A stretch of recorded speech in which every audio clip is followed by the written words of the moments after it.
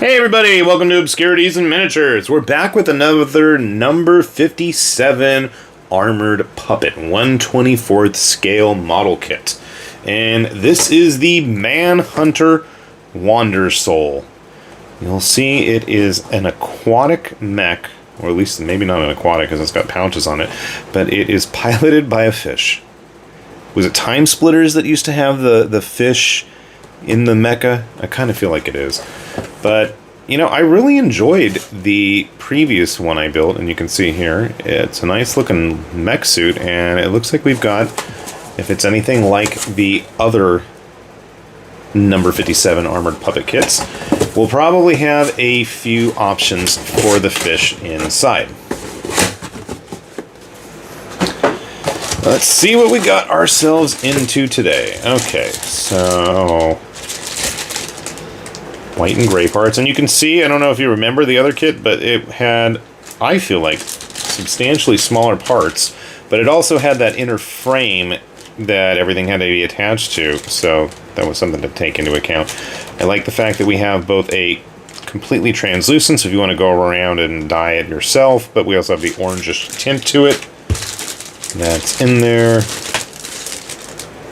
Okay. I wonder if these are like the bonus parts. I feel like these kits always tend to have, like, I know the ISIS kit had like the eagle and stuff that was separately packaged. Maybe that's what all this is? I mean, we'll find out, obviously. Ooh, here's our fishies. And they're pre-painted. We've got a blowfish, a goldfish, and a pufferfish. Fugu boys. Okay, so those wires that it had shown on the back, that's hard, are a soft fur rubber piece. Green, gray, and translucent versions of the fish if you want to paint them yourself. That's cool.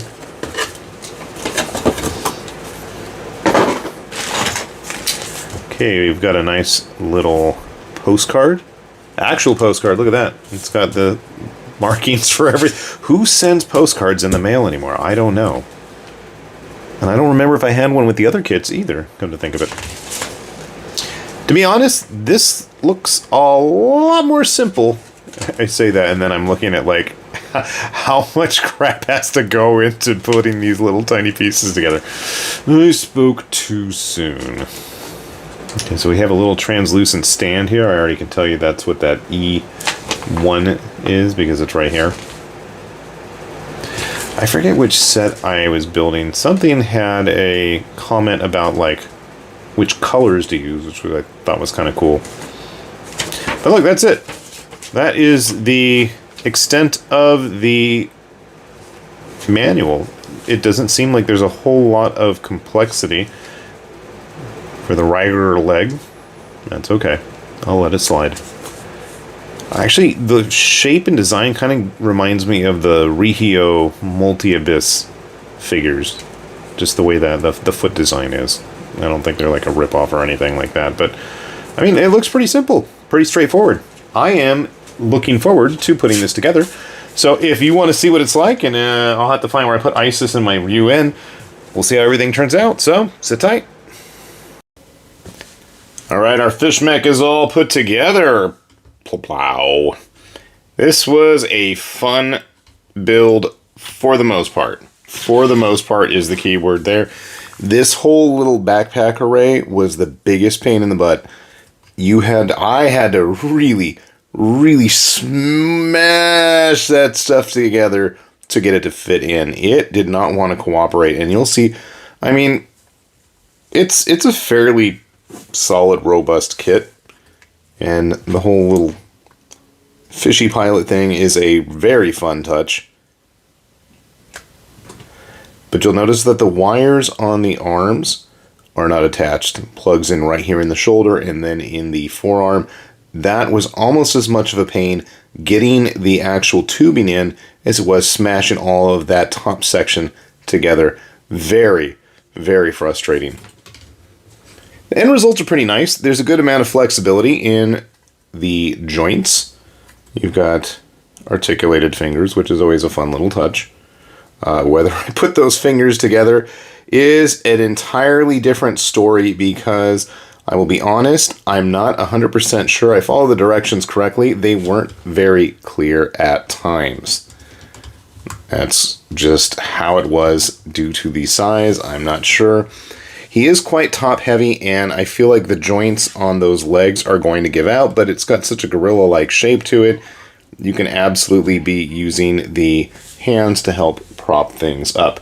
Now, since I did get one of the early released versions of it, it does have the bonus hands. I don't know if this is going to be something available in subsequent runs of the kit, but it is kind of a fun touch. And I would hope, I feel like it's just such a cool little option available that it's something that does end up getting included as the runs of this set progress. And the fish themselves are just so goofy fun. Yeah, you've got the painted ones, there are the unpainted, these are the painted versions, and they're just so silly. And I keep finding them all over the table in various spots when they were sitting there getting built. I found that quite amusing. Compared in size, I mean, it is about the same size if we're going to say that the Ryuen here is like the standard scale of the number 57 armored puppet figures. Grabbing Isis as well, if she can fit on camera. Now, unfortunately, this kit did not come with the stand/base that the other more humanoid ones have all had. I always liked that. I thought it was a cool little touch. And it's not like the size or scale actually really matters all that much. Grabbing our 1/144th Gundam, who is quite a bit taller there. And a 30-minute sister. Just to give you guys a good idea of the scale. I don't know if these parts are going to be really compatible with anything else.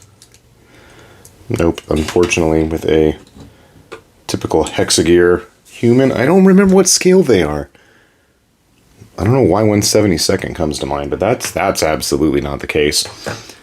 I just, for as goofy and as bizarre of kit as this is, I bet you can get away with using it in a lot of stuff. I mean, my first thought was like throwing in other sci-fi mechs. You slap this dude on a base here. What is this, like a 80mm? Boom. Problem solved. 5 parsecs. There you go. So all of you tabletop gamers might want to take note. Could be an interesting kit in that regard too. You want to paint it up in typical Space Marine colors. Why not have it as some kind of a Rogue Traders salvage crew? I could see it happening. It's just a fun little silly kit. And I'll be honest, having built this guy, I'm quite tempted to go pick up some more. I believe I said that the last time I put together one of these kits, the Isis figure here. There's a lot of value in terms of what you get. This guy's a little bit more bare bones, especially in comparison to just the sheer amount of goodies that Isis came with. She was just stacked in terms of just, I don't know, options and value of, you know, goofing around, playing with. I really like that figure. The Ryuen as well. A lot of options available to it. Not so much, unfortunately, with our salvage mech suit manhunt or whatever it's called here. But I'll be honest, I am going to go track down some more of these armored puppet kits. It's just such a unique figure, especially with the fish inside. I find that just highly amusing. And, you know, I mean, I'm willing to overlook some of the tiny little parts and trying to get them all attached. For the most part, you know, once it's done, it's done. It's been pretty sturdy. It's been pretty stable. I do worry, like I said, about the overall joint strength, especially in the bottom of the torso. But I feel like that's just kind of an issue with these figures in general. They're not designed joint-wise, at least, for just substantial amounts of fooling around, playtime, what have you. I do feel that they're a little bit more solid, though, in terms of stability in comparison to Kotobukiya's stuff.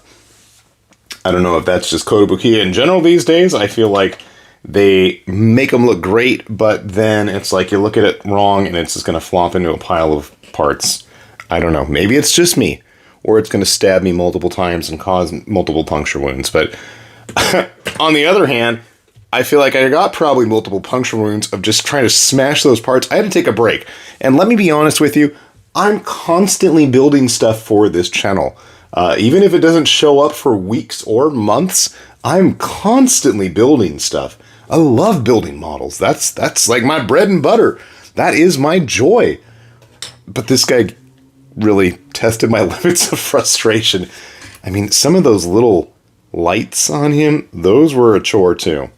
But once everything was in place, I gotta say, not an issue. I would just recommend, if you are gonna try building one of these things, I would strongly recommend in a very well lighted, easy to retrieve pieces type location. And hopefully, if I get a chance, we're going to pick up another, and we'll see if that's a little bit easier on older eyes and hands. But I did have fun with this kit, and it's just a nice, unique looking thing. I can't think of many other mechs off the top of my head on the tabletop or in just my model collection that have such a unique design. The colors are cool. The pilot is a nice addition. You've got both painted and unpainted versions of all those fish. And hopefully someday we'll see like the shark versions as well. So fun kit. Happy hunting. See if you can track one down. Hopefully you enjoy it as much as I do. And with that said then, this has been High Lord Tamberlane with Obscurities and Miniatures, saying thanks for watching, and we will see you back here soon. Bye-bye.